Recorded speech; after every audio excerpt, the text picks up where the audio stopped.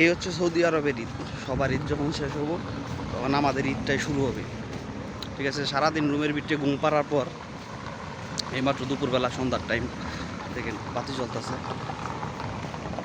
এইমাত্র বাহির হইলাম একটু ঘোরার জন্য। ভাবলাম দেখি কী অবস্থা, একটু বাইরে হই।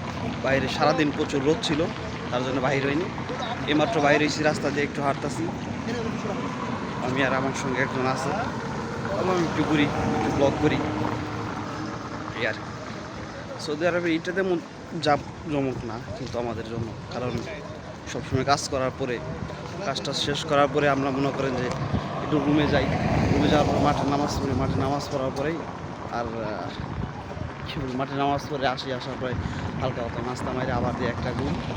ইনশাল্লাহ সেই ঘুমে কখন উঠবো জানি না সঠিকভাবে, তবে ঘুম টুম পাড়ার পরে উঠছি কিছুক্ষণ আগে।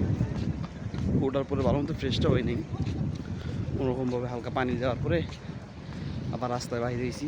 ভাবলাম একটু ঘুরে আসি।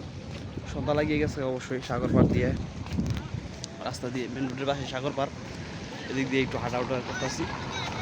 সৌদি আরবে এভাবেই চলে, তাছাড়া কিছু নেই। সবাই সাগর পাড়ের ওদিকে, সবাই পানির ভিতরে নামছে। আমার পানির ভিতরে নেমে সেরে সবাই গোসল করতেছে।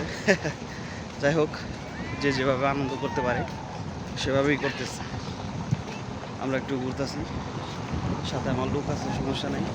দুইজন কী করবো, কিছু করে না, এইভাবে ঈদটা চলে সৌদি আরব। যে বেশি চলে না, এই হচ্ছে সৌদি আরবের ঈদ। রাস্তার সাইড দিয়ে ঘুরবেন, একটু হাওয়া খাবেন, পরবর্তীতে আবার বাসায় যাবেন।